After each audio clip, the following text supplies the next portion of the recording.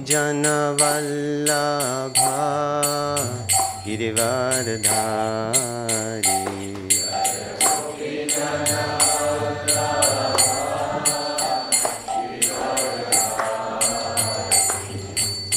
Yashodanandana Vraja Jana Ranjana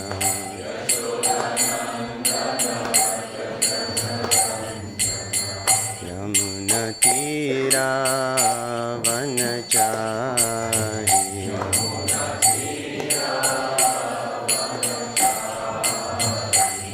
Jai Radha Madhava Kunja Bihari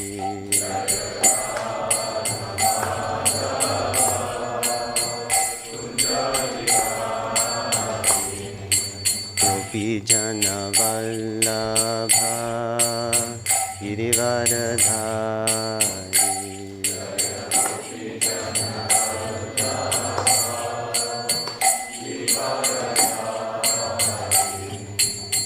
Yashodanandana Vraja Jana Ranjana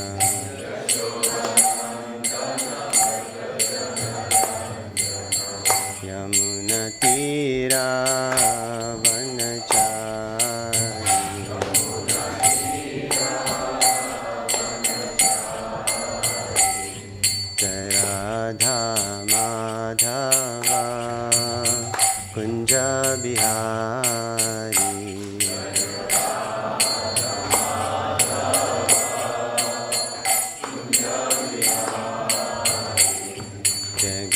Jana Vallabha Girivardhari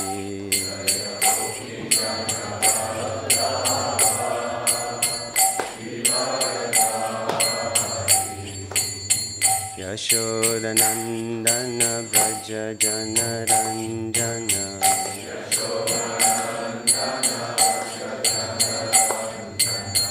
Yamuna Tira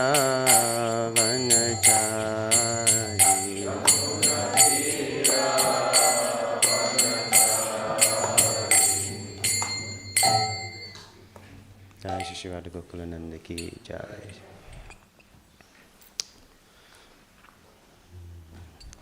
Jai Jai Shri Caitanya Jai Nityananda Jai Advaita Chandra Jai Gaura Bhakta Vrinda Jai Jai Shri Caitanya Jai Nityananda Jai Advaita Chandra Jai Gaura Bhakta Vrinda Jai Jai Shri Caitanya Jai Nityananda Jai Advaita Chandra Jai Gaura Bhakta Vrinda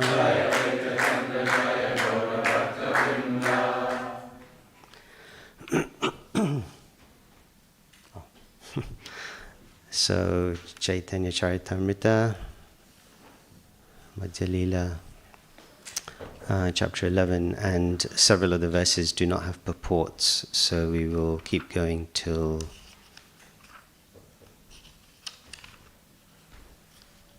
quite a few. So,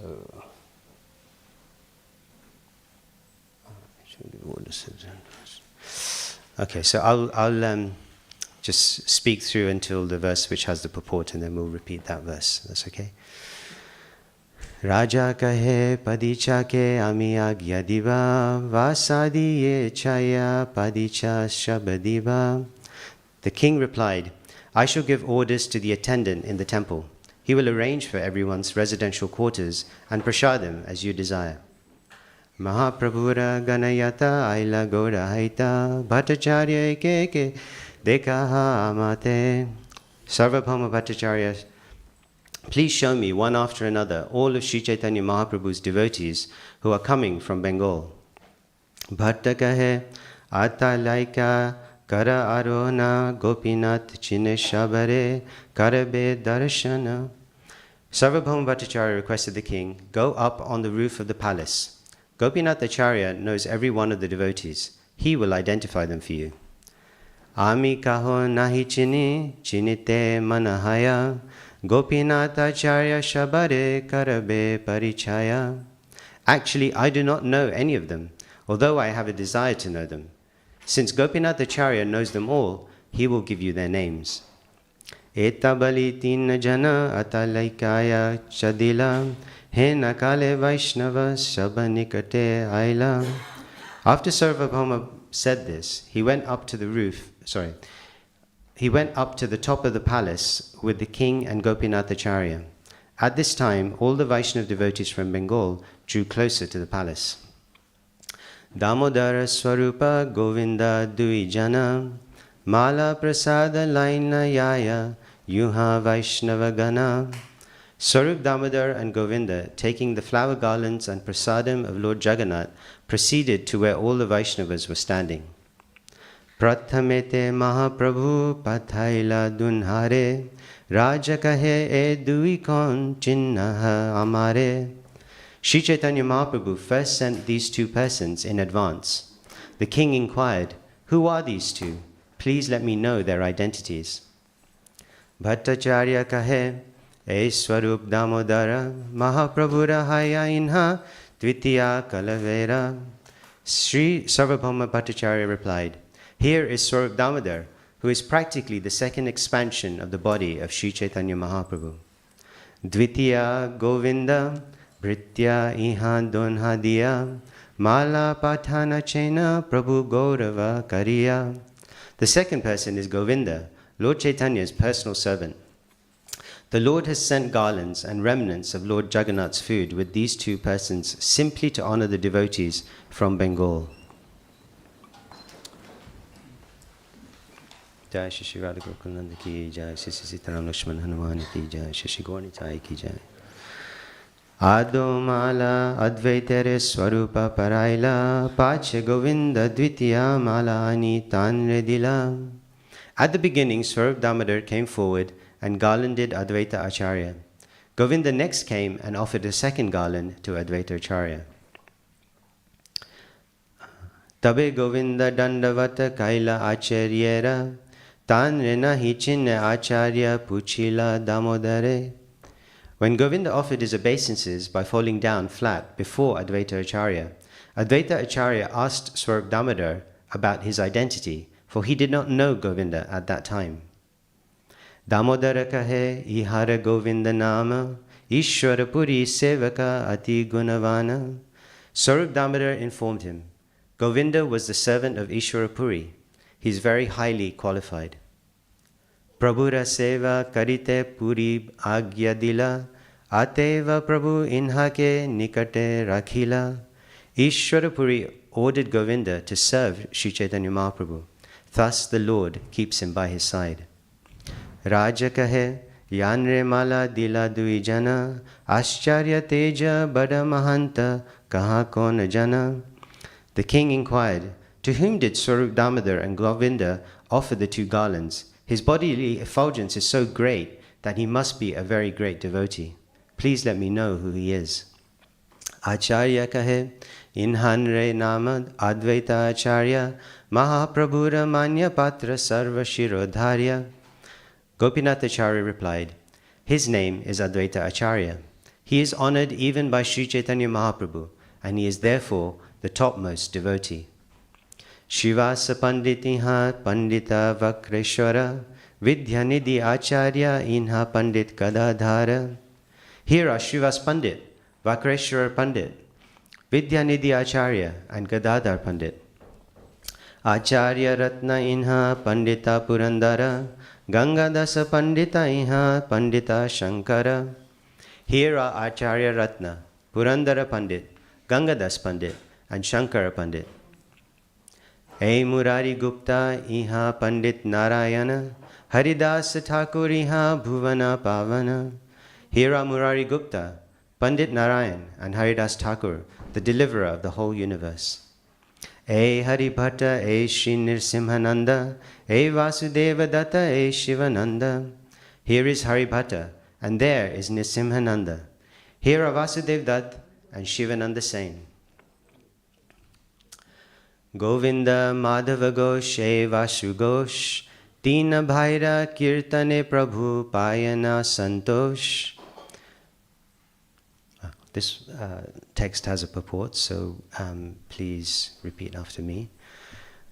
Govinda Madhava Ghosh Vasu Ghosh Dina Bhaira Kirtane Prabhu Payana Santosh.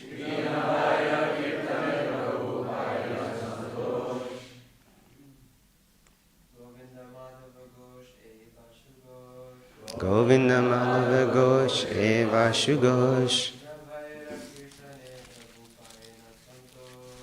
Dina Bhaira Prabhu Payana Santosh.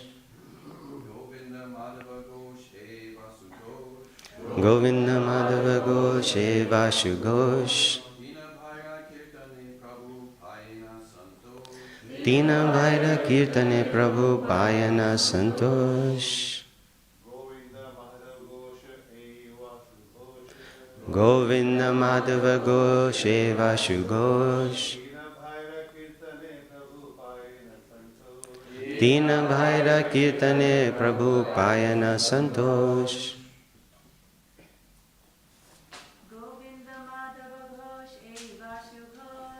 Govinda Madhava Ghosh Vasu Ghosh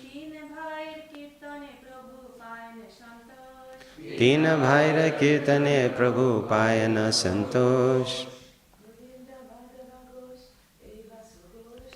Govinda Madhava Ghosh Vasu Ghosh Dina Bhaira Kirtane Prabhu Payana Santosh. Govinda Madhava Ghosh Vasu Ghosh Dina Bhaira Kirtane Prabhu Payana Santosh. Govinda, Govinda Ghosh, Madhava Ghosh, Madhava Ghosh, this, Vasu Ghosh, Vasudev Ghosh, Teen Bhaira, of the three brothers, Kirtane, in the Sankirtana, Prabhu, the Lord, Payana Santosh, gets very much pleasure. Translation. Here also are Govinda Ghosh, Madhava Ghosh, and Vasudev Ghosh. They are three brothers, and their Sankirtan, congregational chanting, pleases the Lord very much. Please repeat. Here also are Govinda Ghosh, Madhava Ghosh, and Vasudev Ghosh.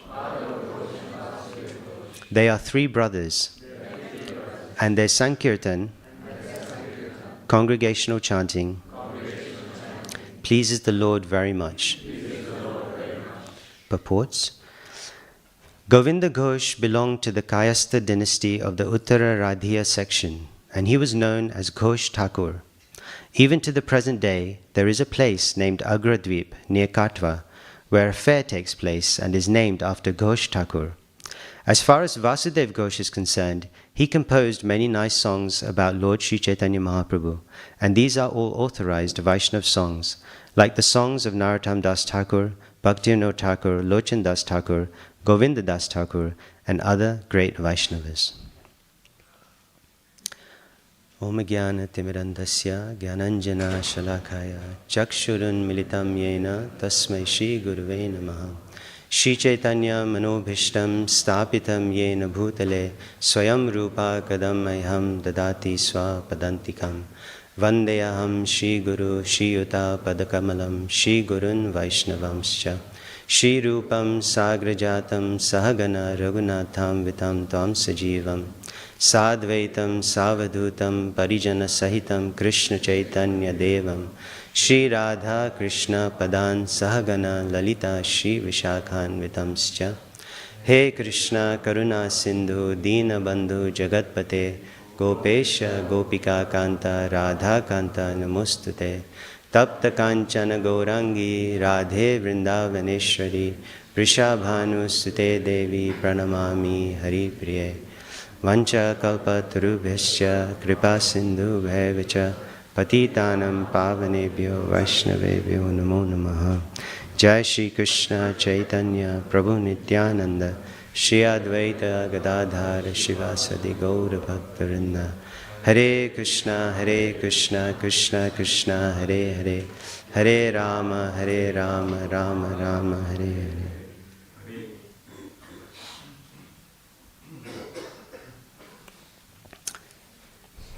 Hare Krishna. Seeking the blessings of Prabhupada disciples who are in the room. I asked Vishaka Prabhu to give me her blessings. She said, and I said, please bless me, I don't mess it up. She said, it's a lifetime's work in preparation.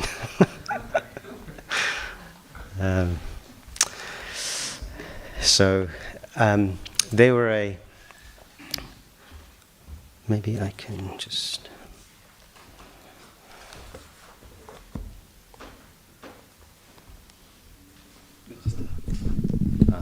Can I give you this? Thank you.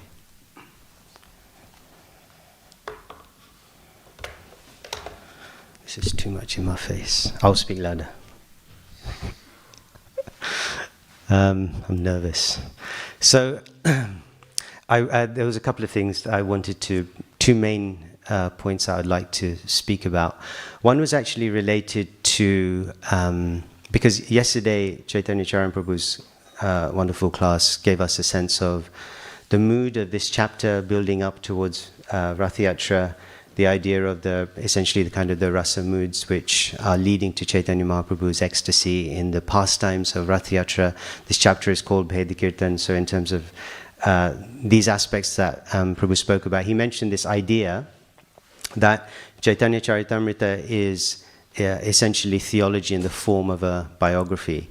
And quite an interesting point, because most of our scriptures, like the narratives which, in the Srimad Bhagavatam, for example, story after story, same with CC, of course, Ramayana, Mahabharata, etc., that narratives are clearly a very important way for us to understand philosophy.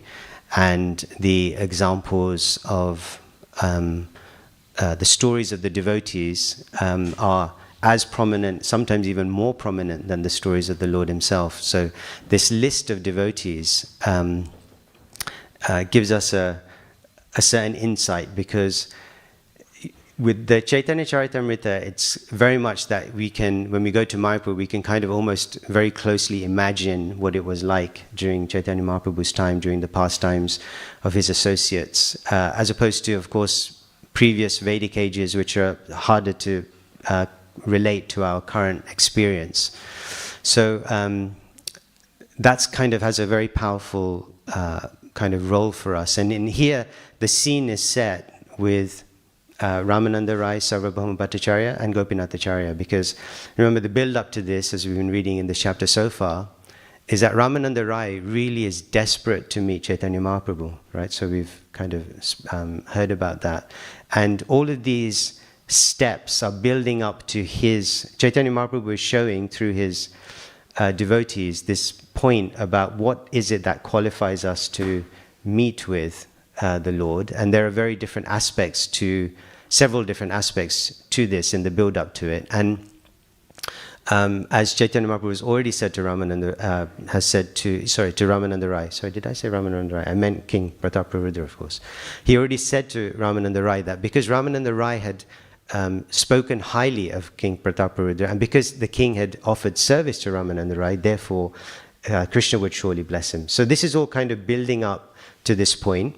And now King Prataparudra, he knows that the devotees of Chaitanya Mahaprabhu from Bengal are coming to associate with Chaitanya Mahaprabhu after this much separation, and he's very eager to see them. So this is another kind of very profound qualification for us to receive the mercy of the Lord, is the enthusiasm and kind of commitment to appreciate the devotees. And his So Sarvabhauma Bhattacharya says essentially, well, I don't know them because they're from Bengal, but Gopinath Acharya, who's Sarvabhauma Bhattacharya's brother-in-law, he knows them because he's from there, so he knows all these devotees who's coming, and he can name them, he can point them out to you. So they go up, and then, of course, we heard the list of devotees being mentioned, and many of the devotees are obviously like there's chapters dedicated to their glories in the Caitanya-Caritāmṛta, Chaitanya Bhagavata, etc. So I won't go through the whole list because that will take days and days.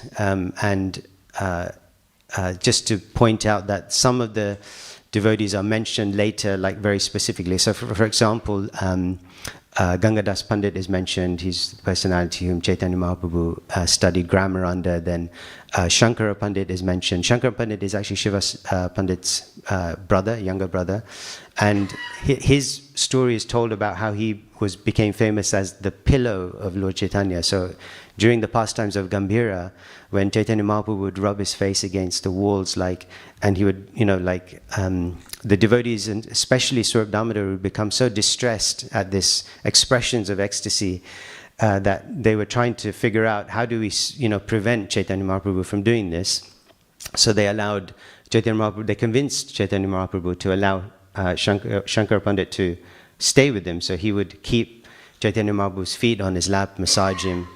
That's why he was known as the pillow of Lord Chaitanya. And it's even said that because sometimes he would fall asleep through the night because he would be massaging, that Chaitanya Mahaprabhu would wake up, take his own shawl, chadar, and place it on Shankara Pandit. So these stories about these personalities bring out the very intimate, personal relationships that the Lord has with his devotees. And that's why we are so essentially encouraged to hear about them, because they're it's the mood with which we aspire to serve the Lord. So Nrsimhananda Brahmachari is another one who's mentioned. Of course, again, I'm sure you all know the story about how he, in his mind, created the road for Chaitanya Mahaprabhu to go to Vrindavan, and he understood that he would stop before getting to Vrindavan and told the devotees. So I won't speak so much about them, mainly because their stories are told in other parts of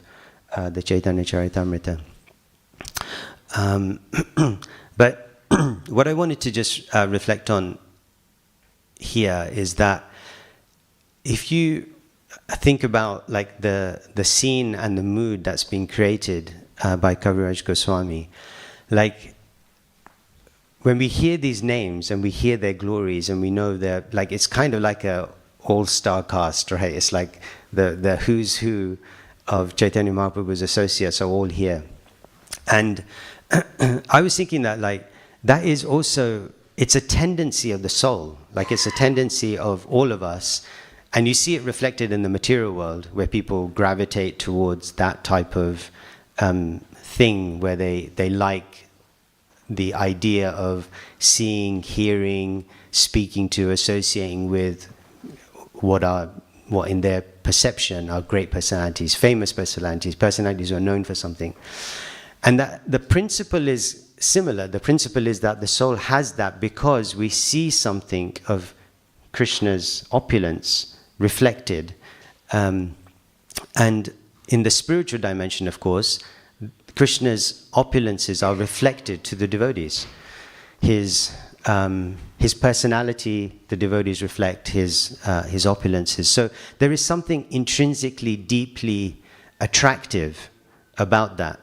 And either we become attracted to that, or we become attracted to something else. The attraction is going to happen, as we know, that we're going to be attracted by something. And therefore, the list of these personalities, their glories are attractive because they're there to attract us. How wonderful these devotees were, what type of personalities they had, what kind of exchanges they had with Chaitanya Mahaprabhu, to essentially attract us, just as in the same way that the pastimes and the characteristics of the Lord are there to attract us. So, and they kind of like represent these archetypes. And even, I was thinking that even so many of our bhajans are actually names of devotees. Like if you take like Gaura Arti or, the Jaya Radha Jaya Krishna, like there's so many of our songs are about the devotees. They reflect that. They mention their pastimes and their glories. And I felt that there's a very specific thing that our tradition has about, has to say about personalism. So generally we talk about it from the quite a high level that, we believe God is a person, and that's kind of like, and we might get to rasa, but there are these nuances, these particularities of our tradition about personalism are very deep. And that's why the first point I really wanted to bring up was a point that Govinda Prabhu, you asked this question yesterday about panentheism. I was listening online. I was kind of like jumping up a bit down because, but luckily Caitanya-Caritāmṛta Prabhu came home last night because there was a Pandasena program, and I had the good fortune to speak to him a little bit about this, and I asked him if I could just expand upon the answer a little bit, because for those of you who weren't here at yesterday's class, Govinda Prabhu asked a question that can devotees describe themselves as panentheists? Is that a fair reflection of the question?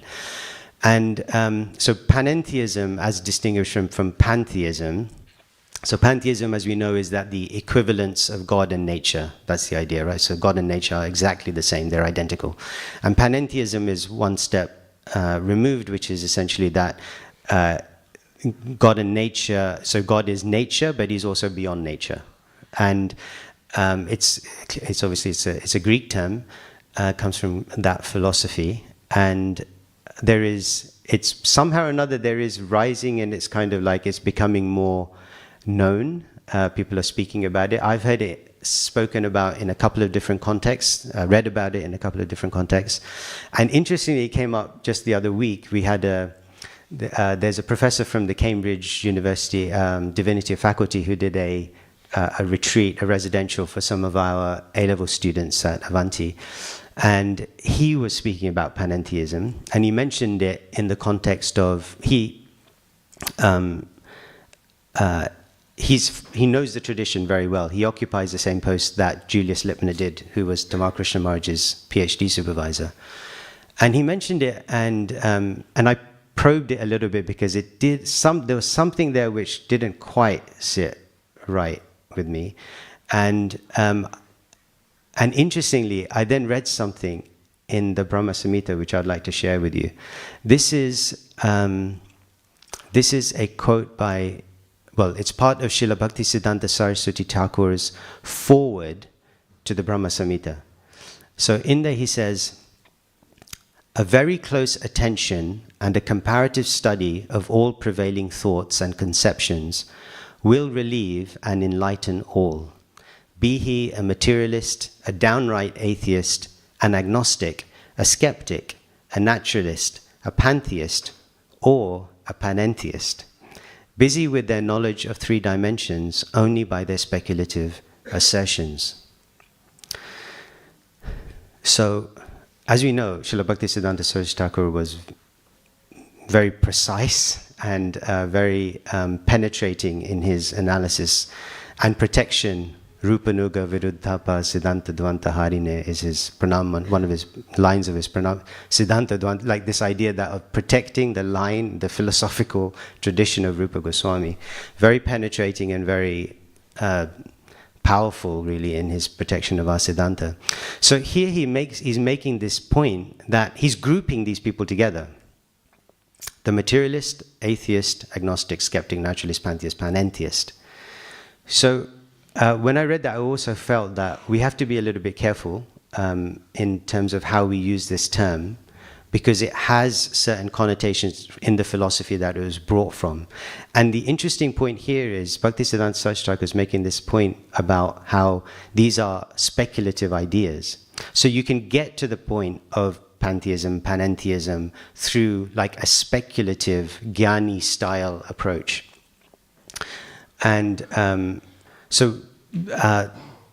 and interestingly, he's saying this in the context of Brahma Samhita, which is also very, very relevant, because the Brahma Samhita, he makes the point elsewhere in the foreword, goes beyond any type of speculation. Like, there's no need to speculate about the spiritual world. Here it is. Here are the intricate details of this and descriptions of the spiritual world, which takes us beyond any type of speculation. And therefore, this notion that whilst we may gravitate towards terms like panentheism, because they do reflect some aspect of our philosophy, that we understand that Krishna is manifest through the natural world and that he is transcendent to it. So he's immanent and transcendent. So we get that. But whether we should go around wholesale carte blanche describing ourselves as panentheists, that we need to be careful about, because as we can see, Bhaktisiddhanta Saraswati Thakur is not associating ourselves with that idea. So we have to, so what I wanted to really kind of say here is that we have to, as Srila Prabhupada did, when he used the term Krishnaite, like this term that we have to define our theology, our philosophy on our own terms. And there was a Kandidi Prabhu was on an online debate with an atheist, and I forget, but this atheist was pushing Kandidi Prabhu on philosophy, and he was trying to. So Kandidi Prabhu was describing Brahman and this idea of how Brahman is a transformation, and in terms of the material world. So this atheist was like, look, either it's idealism, or it's dualism, or it's non-dualism. Which one is it? And Kandidi Prabhu was like, you could see, like he was resisting that. It wasn't the form making it to the full detail, because the subject matter was slightly different. But I thought we have to resist that, because Western philosophy, Western civilization has been brought out of Rome and Greece in terms of the traditions, and there is Christianity obviously borrows heavily from Greek philosophy. So there is a natural kind of tendency to bucket ourselves into these categories, because that's what the Western world is built on. And we do it often for good reason, because we're trying to connect with the person, because that's what they understand. And so we're trying to position ourselves in language and terms that they understand, because we're trying to bridge to them, right? That's one of the main reasons why we do these things. But in that process, and that's the challenge for us, that how do we explain the nuances and depths of our philosophy without compromising its integrity? And that's the role of the preacher. That's the role of and the challenge really for us. And it's something that struck me when, I was thinking about this, this section, and about these names of all of these great personalities who are relatively unknown in the Western world. But obviously for us to be able to position our theology, our philosophy, and our heroes, these are the personalities that we look up to, these are the personalities that we seek to emulate and follow in their footsteps, because of these reasons. And that requires us to really kind of preserve that integrity. So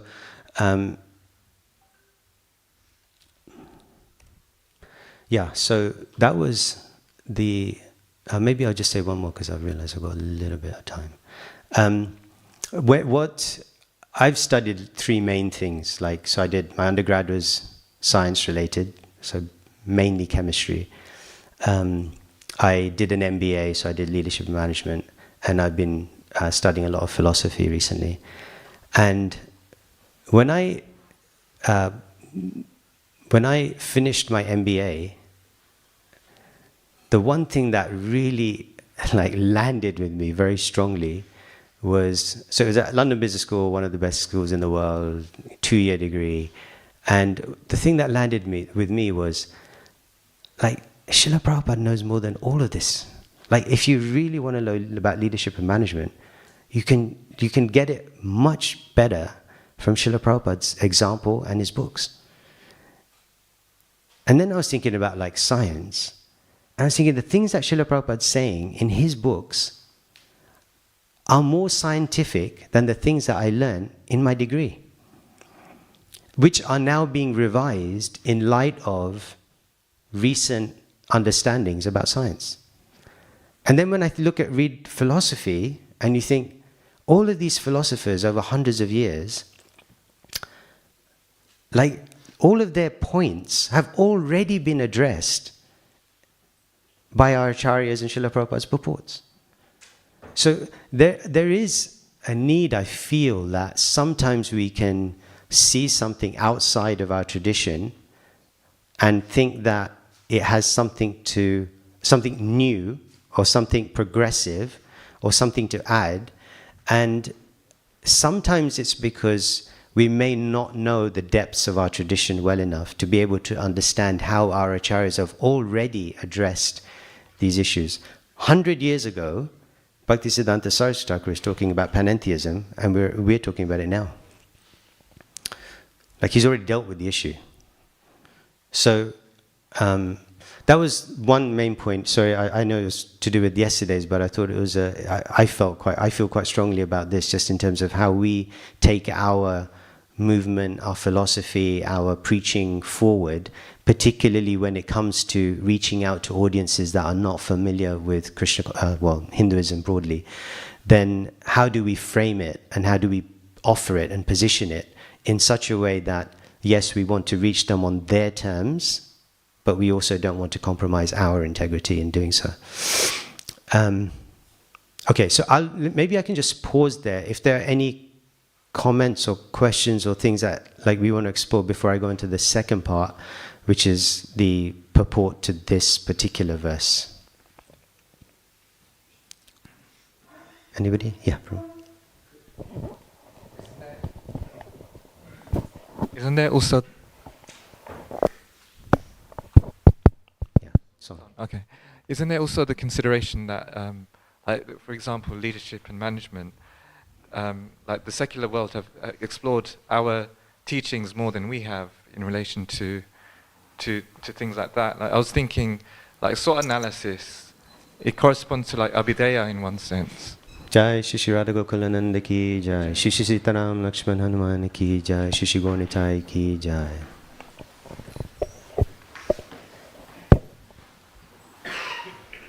SWOT analysis, like, corresponds to Abhideya, Sambandha, because you're kind of looking at, what's the kind of dynamics that you're dealing with. Yeah, I mean, in one sense, like Chaitanya Mahaprabhu says in the CC, there is nothing in the Vedic scriptures beyond Sambandha, Abhideya, Prayojana. So, like, you can group all of these things however, you can categorize everything within these three things.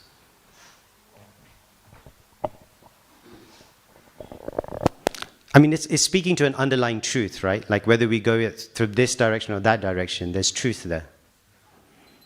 Yes, bro.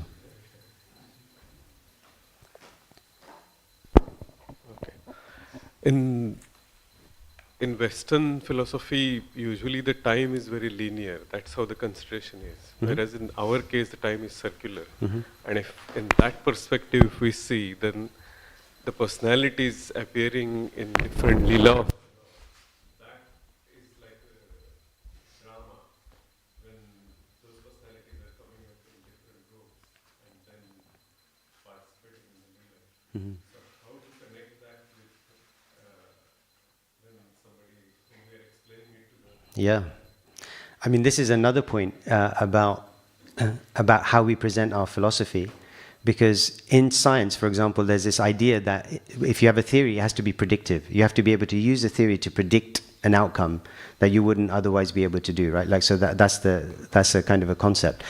In our tradition, what's happened, I mean, coming back to the point about, SWOT analysis, like, the point is that, okay, if we had taken Sambandha Abhideya or Abhideya just by itself and created a SWOT analysis, that would be different. But when somebody's created a SWOT analysis and we go back and try and claim it as our own, then it's a bit problematic. It's like, well, then you're just reading backwards, right? So for example, like with time, like our scriptures are full of examples of the relativity of time, isn't it? So many stories, King Indradyumna, Brahma, so many stories of time being relative. But guess what? Somebody else discovered it. His name was Einstein, right? So had we been able to predict the point of, based on our scriptures, looking out rather than reading back, which is what we're doing now, that, hey, we already talked about relativity, it's too late. So, like that's the point, that, okay, we can take these things and we can look forward. So that's this idea of cyclical time. How do we use these insights, which are unique, as you say, like to the dharmic traditions? Like, how do we use the principle of cyclical time to look forward, as in to predict outwards? And many people are, so that's what I mean about knowing the depths of our philosophy, to be able to position it and explain it in a way that somebody else can understand its relevance. So you can talk about cyclical time, the concept we already know, like actually the natural experience of our life. Even something as basic as the seasons, like being so intricately linked with ancient traditions about being in sync with cyclical time. But it's been lost.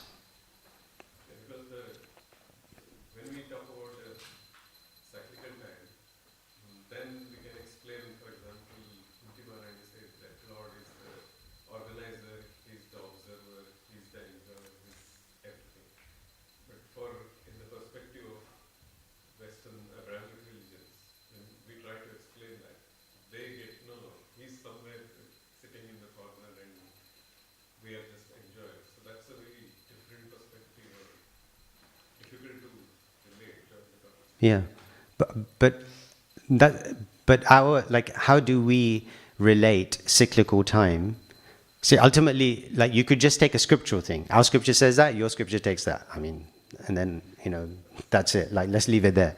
Or we can explain why we think cyclical time is a reasonable, rational, experiential thing, that we experience it. We see it in the universe. We see it in the form of the universe expanding and contracting. We see it in these different elements, and therefore that's why we think it's like that. And the idea even simply of energy being transformed in different ways and not being lost.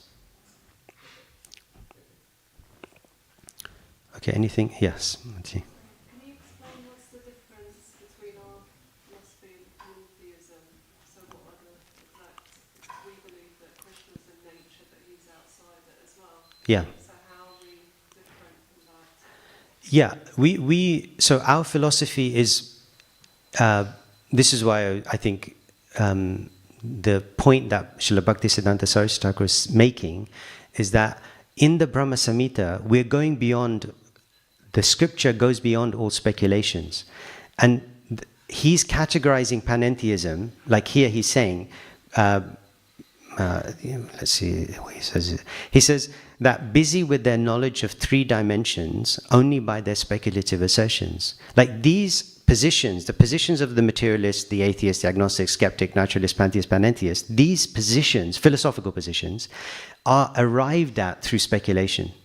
And it's interesting he uses the word 3 dimensions. Now, whether he means 3 dimensions in terms of mathematical terms or the 3 gunas, I'm not sure, but both could apply. Like, that's the remit, that's the boundary of their thinking. So what we don't want to, it's not to say that there isn't an element of panentheism which could be applied to our philosophy that we could relate to. But to wholesale adopt the term as a full description of our philosophy is just not accurate. Because panentheism in itself essentially means God is nature is God, kind of, and then there's transcendent God.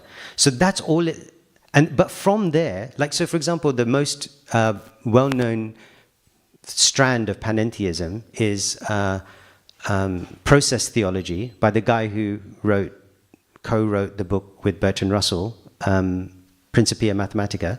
So like that theology essentially is God, so God is nature, nature is like, there's a relationship between nature and God. God influences nature and nature influences God. So God is transformed. Now, if you think about it, I mean, that's completely contradictory to our philosophy, but that is probably the most famous strand of panentheism, which is why I'm saying that we have to be cautious when using these types of terms because they have other connotations or implications. Is that okay?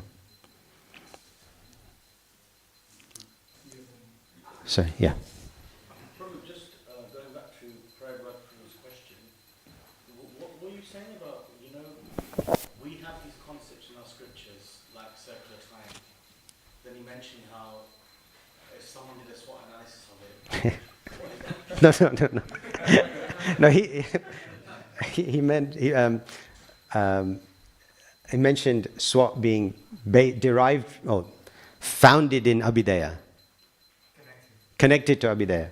So, what's our approach like in terms of, let's say, Western modern scholars demonstrate certain concepts which align with our philosophy? Oh. But is it that we don't, just because it aligns with our philosophy, we don't count to that, oh, look, see, we've had this before. Is that because it's giving them unnecessary strength, whereas we shouldn't be dependent on their validation or something? Is that... Yeah. No, so there's no problem if there is something genuine and like I said, all of these things are trying to aim at truth. Science, philosophy, whatever, right? So they're all trying to get to truth. And therefore, because the Vedic scriptures speak about underlying fundamental truth, clearly there's going to be some connection, hopefully. So there's no issue about us referencing something that is said, and we use that as a support argument for what we're trying to say. There's no problem with that. I'm just saying two things. One is, it is more powerful in our presentation of our philosophy if we make the prediction rather than reading back in time based on somebody else's prediction. So that's one thing I'm saying. And I gave the example of the time, relativity of time. From our scriptures, we can predict the relativity, like we can make the point strongly about the time being relative. At a certain point in time, sorry for the pun, but at a certain point, that would not have been appreciated, right? Pre-Einstein. But we could have done that. So that's one point. The second point is that if and when we take philosophical concepts from outside, we have to take them with real caution. And we have to apply them only to the degree that they fit with the parameters of our philosophy, not wholesale. Because they come from, typically, they come from a speculative position, they carry a whole bunch of baggage with it, which we may not even be aware of.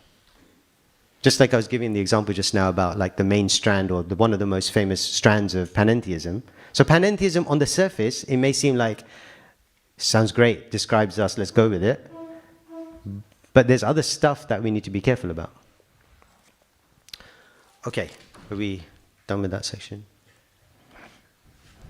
All right, so this verse then coming, there is some connection, hopefully I'll be able to draw it out. So these three personalities are mentioned in this particular verse now. So Madhava, the three brothers, Madhava, Vasudeva, and Govinda Ghosh. So these were wonderful, amazing singers, as the verse describes. Even Chaitanya Mahaprabhu would get so much pleasure from hearing them sing. And it said that when Vasudeva Ghosh would sing, that even when he would sing about the glories of Chaitanya Mahaprabhu and Lord Nityananda, even wood and stone would melt. That was the kind of description. And then Srila Prabhupada references Govinda Ghosh and the place from where he was, Agradweep. And I found this very wonderful story, which I thought brings us back to this point about, and this is the connection, that it brings us back to this point of how deep the personal, our philosophical and theological understanding of personalism is in our tradition, and therefore why we need to protect that from other competing ideas. So once Govinda Ghosh was bathing in the Ganga, and as he was bathing, an object touched him on the back, and it was floating, so he thought it was wood, but it was also stone. So it was floating stone. So he couldn't understand it. So, but that night he had a dream that you keep this material, this object, and tell Chaitanya Mahaprabhu. And so he's told him to. So next day Chaitanya Mahaprabhu comes, and he says, and Govinda Ghosh brings this object, and Chaitanya Mahaprabhu says, now you don't need to worry. A sculptor will come and he'll carve a deity, because Govinda Ghosh Prabhu he was having this notion of like worshipping Krishna.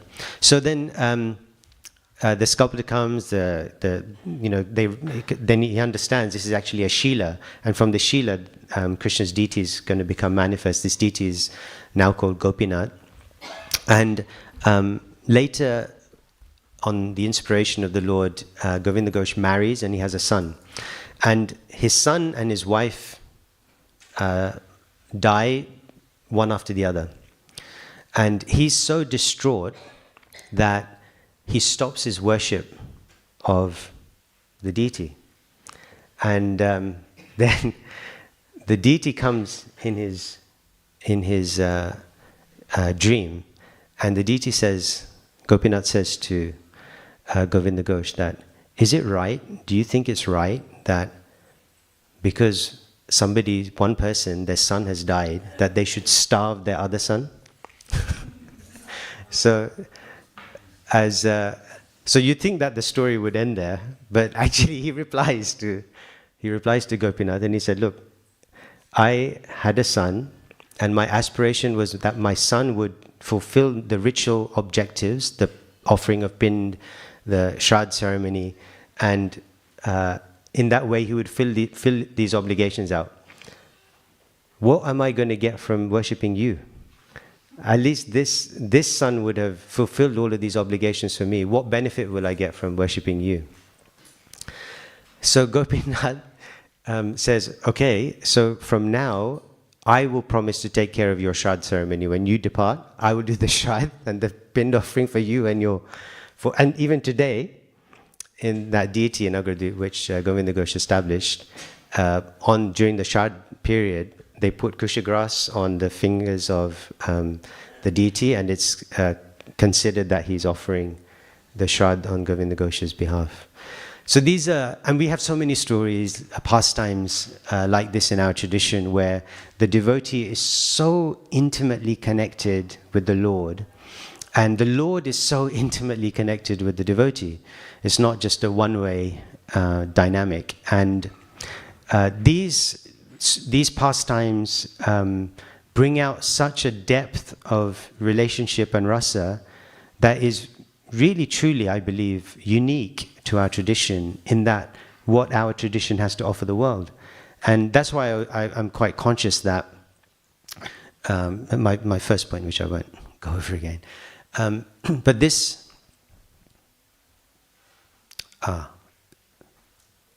sorry, what's the timing on?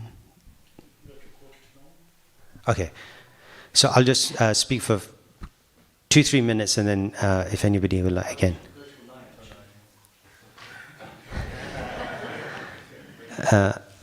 So, like, one of the things that strikes me about this pastime, and there are many other pastimes like this which reflect the same idea, like Dhruva Maharaj is another really prominent example in my mind, where the devotee is so, like, open and honest with the Lord. Like, there is such a depth of free-flowing, unrestricted conversation. Just like when Dhruva Maharaj is speaking to Narada Muni, the one that kind of just jumps into my mind is where he says, everything you're saying is nice, all well and good. Because Narada Muni is kind of testing him, like teaching him philosophy, and he's like, it's all well and good, but it doesn't sit in my heart.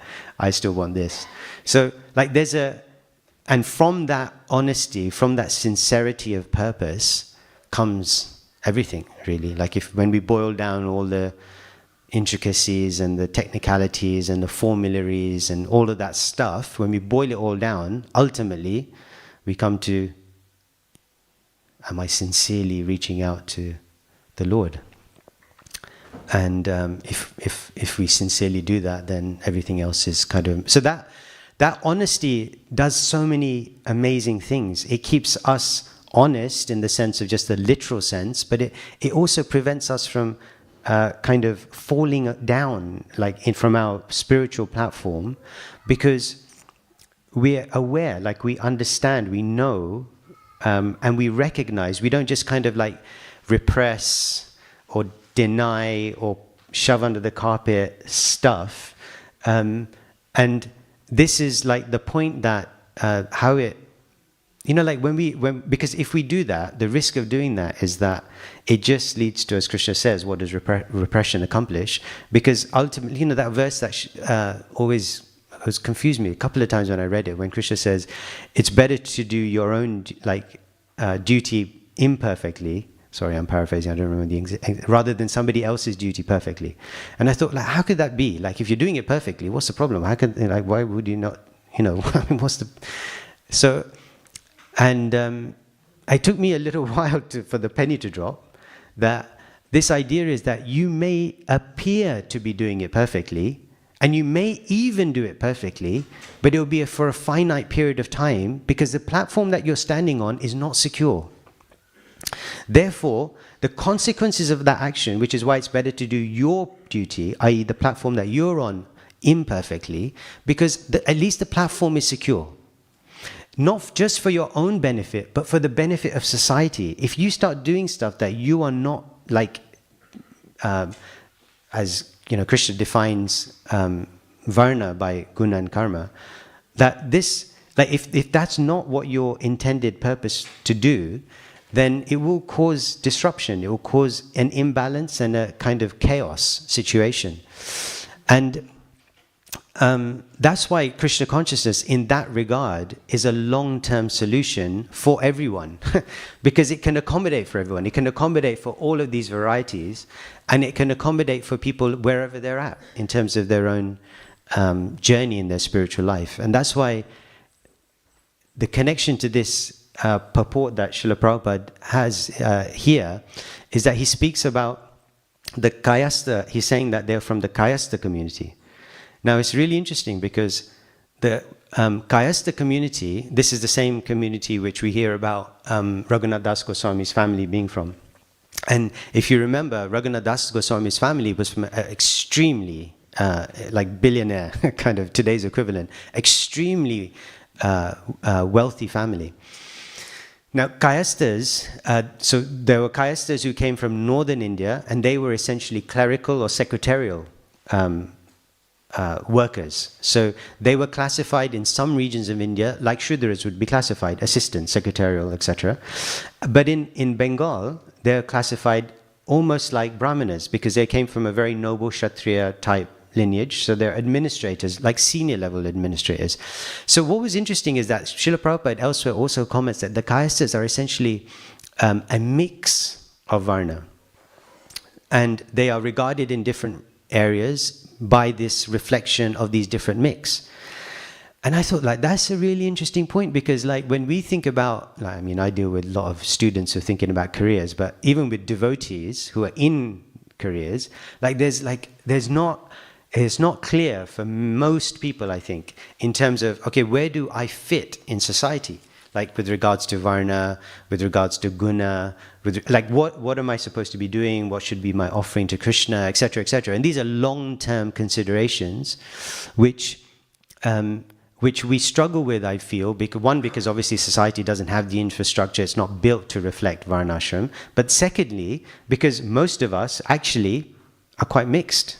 We have like these different conflicting natures within us that don't put us into these clear archetypes of the four Varnas, like the Kayastha community, which has a mix. And we're trying to kind of... Now, the third complication, I guess, for this is that we're a preaching movement. So ultimately, who cares about Varna at one level, right? Like, so we're not... so that's not an absolute consideration for us, but we know, I mean, Srila Prabhupada himself said it in terms of the 50% of work left outstanding was this establishment of Varnashram, and Bhaktisiddhanta Saraswati Thakur also spoke about Devi Varnashram. So like this idea that to situate ourselves on a platform where we are best placed to offer our service to Krishna in a way that has this real deep sense of honesty and also integrity. Like sometimes when these varnas are mixed and we're acting on a platform that's not ours, our integrity is compromised, and we're not able to function as that role requires us to function, and we end up compromising and therefore that's why Krishna is saying that's the implication for society, hence to do our own duty. Yeah, like so many kind of, and we didn't even get into the specific narrations of the all of these different devotees, which I'm sure will come up in different readings of the Caitanya-Caritāmṛta. So I'll stop there just because it has been an hour, and I'm just conscious that you all may have comments that you'd like to contribute. Anything? Otherwise, yes, bro. Core honesty part you spoke about, that's quite fascinating. Sorry, I didn't hear that. Could you repeat that, please? The core honesty. Core honesty, yeah. Expression with the Lord. I found it even more fascinating in the pastimes with Bali Maharaj. Right. He just says everything upfrontly. Yeah. And then Lord reciprocates accordingly. So that's a Yeah. part of... Yeah. It's there, like as you say, you know, like I think we could all think of a story where this is so important. Thank you.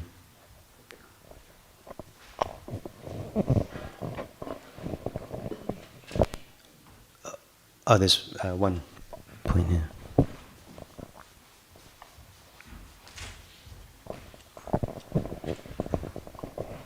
Thank you for the lecture.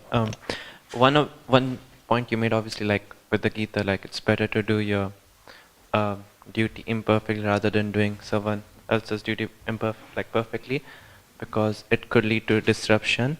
So would you say, with Bhishma, how he decided to be like not marry, do you think is a good example of that good? I was just wondering, now that since you brought it up, because it did lead to a war. So. Yeah, except that war was one that Krishna wanted, as opposed to the disruptions we cause, which Krishna may not want. I think with these types of things, with these personalities, it's like Mahajans, like Bhishma, Dev.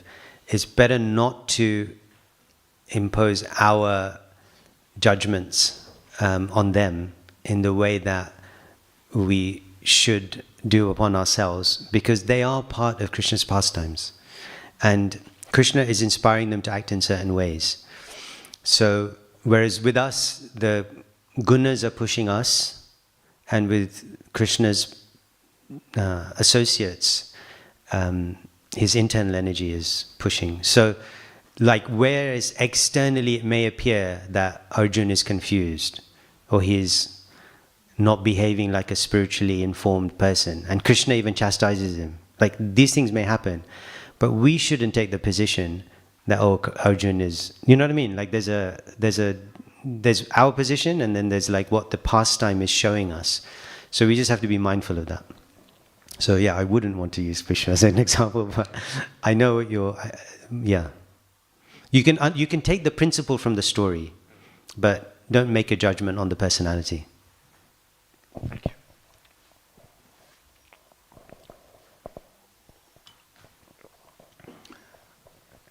Yes, bro. Just back again,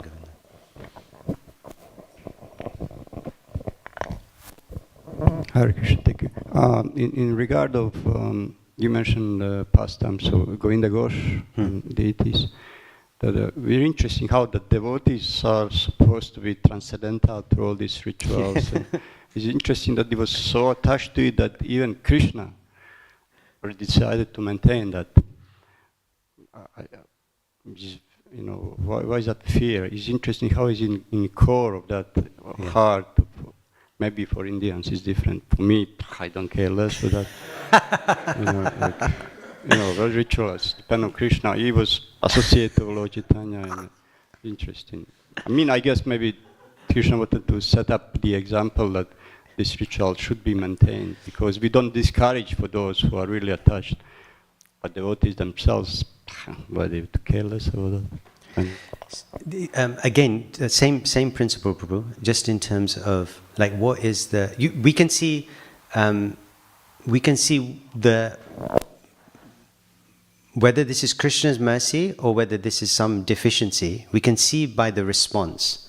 So in this instance, what seems like an attachment in Govinda Ghosh is causing Krishna himself to have this argument with him, isn't it? So our deficiencies, our own limitations, don't cause Krishna to do that. There's not a deity standing there who's prepared to do my Shraddha ceremony. Like, and in different stories, like you can see with Shirasmani, like when his son passed away during Chaitanya Mahaprabhu's kirtan, and he goes in the back and he says, why? Because the ladies and the mother was upset and the boy was lying there. And he said, why is everybody upset? And they said, he's passed away. And he's like, you're going to disturb the kirtan. Like, sort it out. So it's not the qualification. In one regard, you can see the qualification of the personality in that instance. That qualification is very obvious because he's saying, forget all this, just worry about the kirtan and don't upset Chaitanya Mahaprabhu, right? So then that qualification in our eyes is very clear, obvious, black and white. In Govinda Ghosh's context, his qualification is not so obvious because the first thing that we think of is that, why are you so attached? But his qualification is manifest in the fact that Krishna comes to him in the dream and says, I'm your son. Is it right that you should, because one son died, you want to starve your other son? So like Krishna himself is coming to this devotee, placing himself in the position of his son, even obliging to take on the responsibilities of the son of performing Shraddha. So like that's his qualification. Now that may need us to just see the pastime from a different, like one level down, as opposed to just what's on the surface, that, okay, he's attached. He's not attached. Clearly he's not attached. If Krishna is coming to him, who does Krishna come to in that way? He doesn't come to people who are materially attached. Like not in that. Chaitanya Mahaprabhu doesn't dance at the singing of every mundane person. He wouldn't even go to the home of somebody to take prasadam unless the person was chanting a certain number of rounds, right?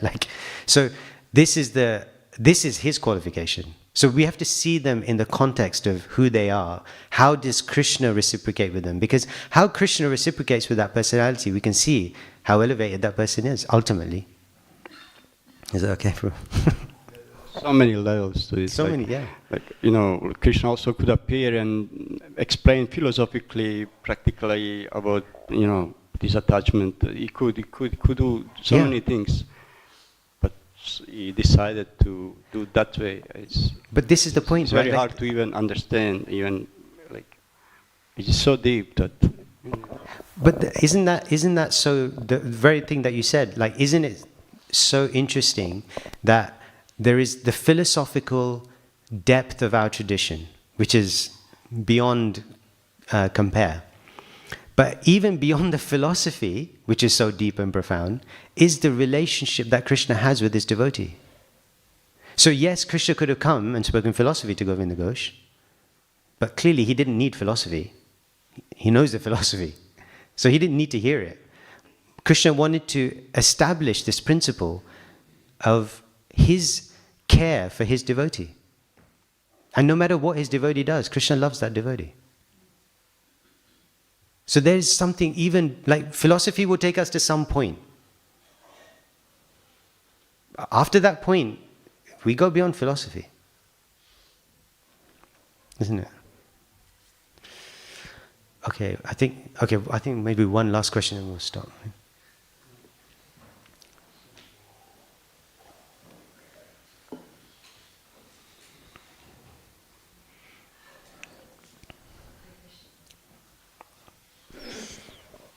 Hare Krishna. Sorry. I'll be in trouble. I understand what you're saying, that we shouldn't jump to label ourselves under a category so that we can be understood by other traditions or kind of put into a particular box necessarily if it doesn't fit with the integrity of our philosophy. However, I've heard this term coined a couple of times, and is that fair to say that is our philosophy?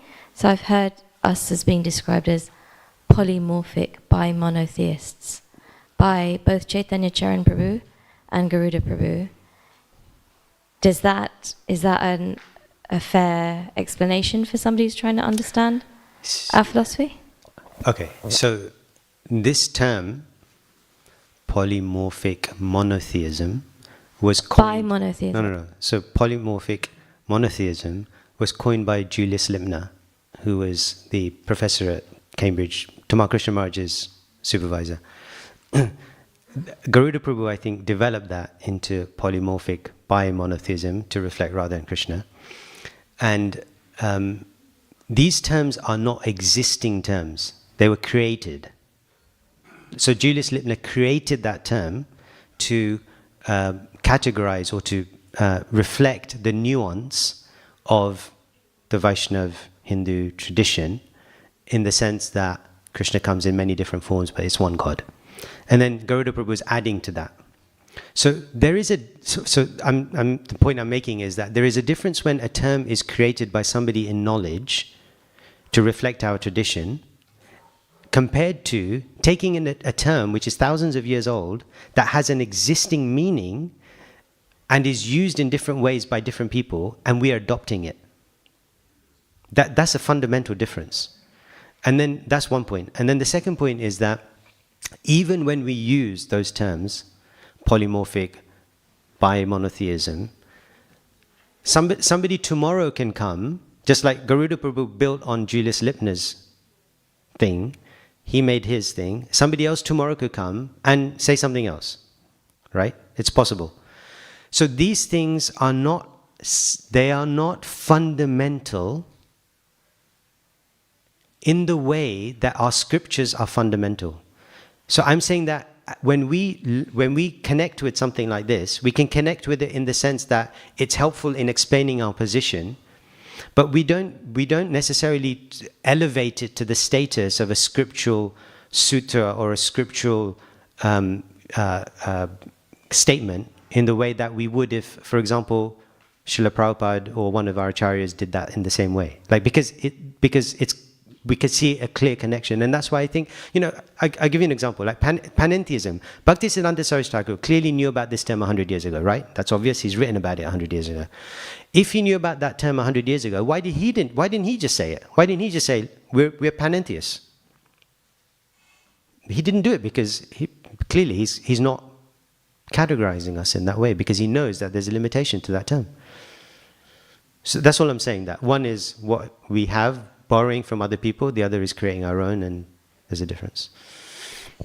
Okay, thank you, that's helpful. But then for our own understanding, how do we, even if we don't use any of these terms, what would be a simple phrase that we could use to explain to somebody who's new what our philosophy is? In terms of, I understand it's not a sutra, it's not like scripture, this is just something to assist understanding. I get that point.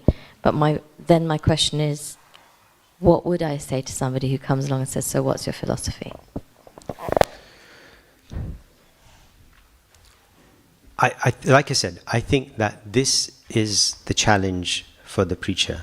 Like this is our challenge. Like this is why I don't think it is straightforward, because this is why otherwise we would have got there already. In terms of how do we reach, particularly this is relevant for those people who are outside of the kind of Indian, Hindu, whatever background, because they're unfamiliar, and we're trying to frame things in terminology that they can connect with.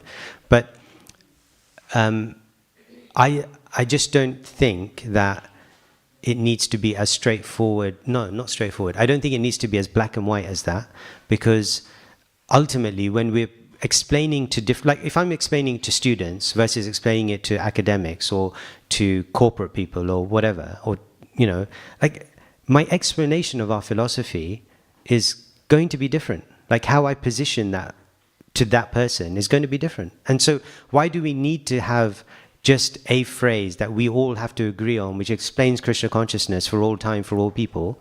Why does it have to be that? Like the person who's preaching should, as I was saying, like if we understand our tradition and philosophy, then when we are speaking it to people, we'll phrase it in the way that they can understand, but that reflects the depth of our tradition without having to compromise it. And isn't that the role of the preacher in every interaction, whether it's an individual or 1,000 people or whatever it is how do we convey our tradition to that person on terms that they can understand and appreciate and engage with?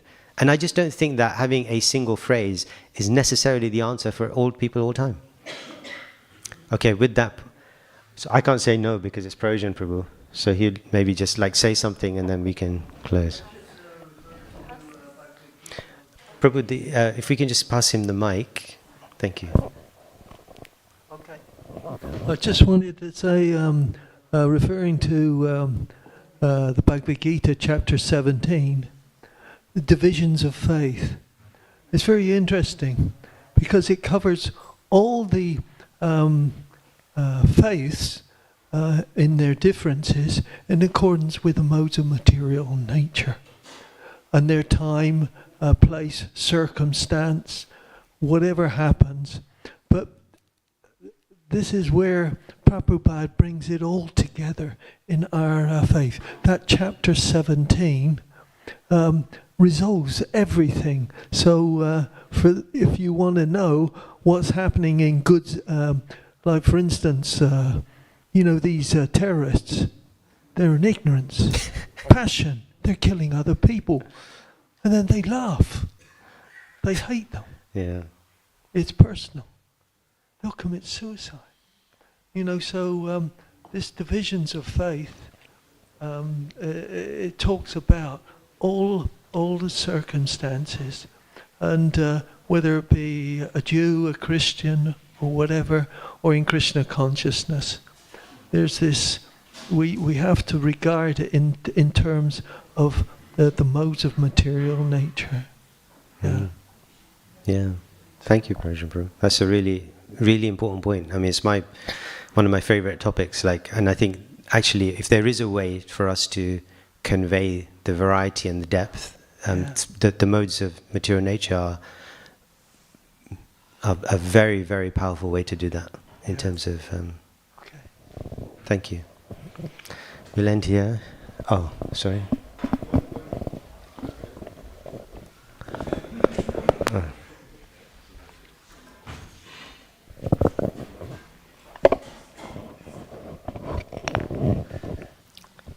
Hare Krishna.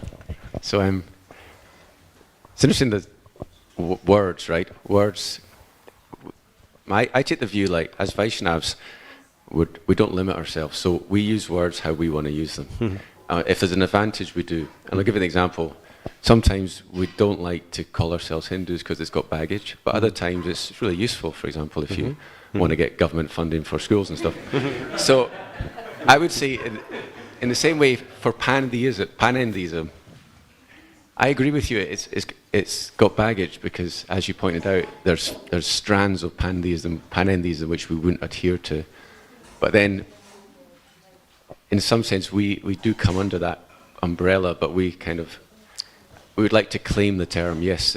Like, for example, going back to Hinduism, I'm going off on strands here. But I've had another thought. In some ways, it's very good that we call ourselves Hindus because then people identify Hindus with us. And that's we start to, we are the Hindus, not these people. And it has a positive thing as well. So I reckon we could claim the term panentheism and say, yes, there are many types of panentheists, but we're the best type because we have the form of Krishna.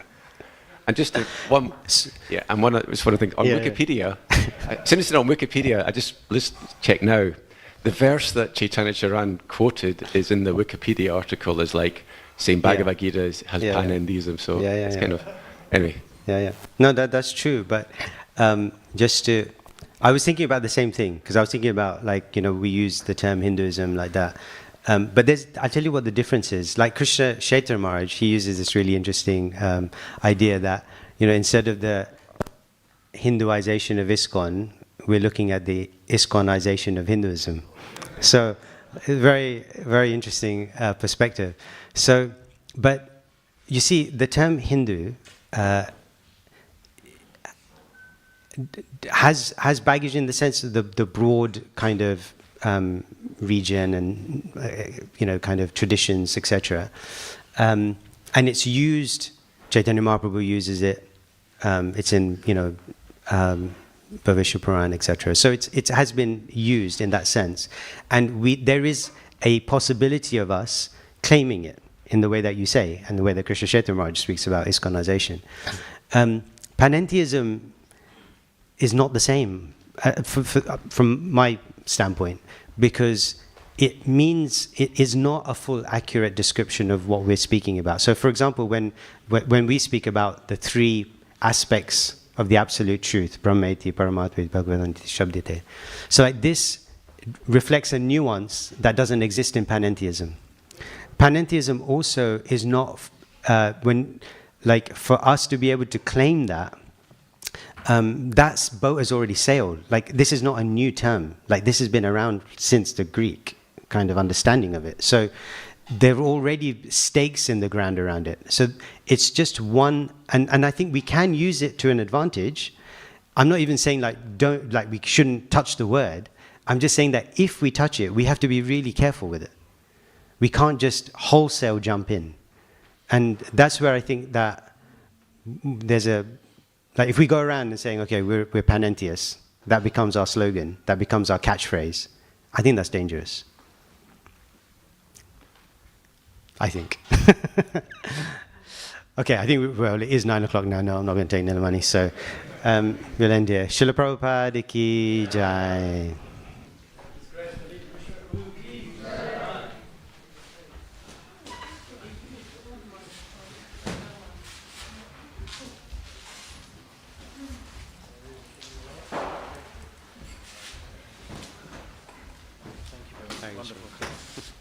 Could have gone more, actually. There's a lot of really nice questions. I was percolating in my head.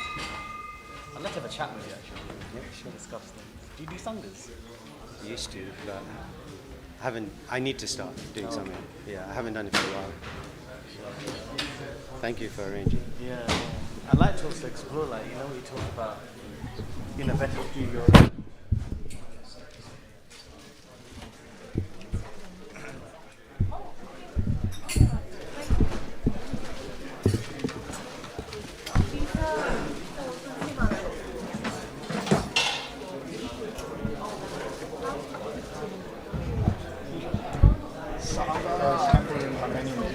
What time did you guys return yesterday? What time did you...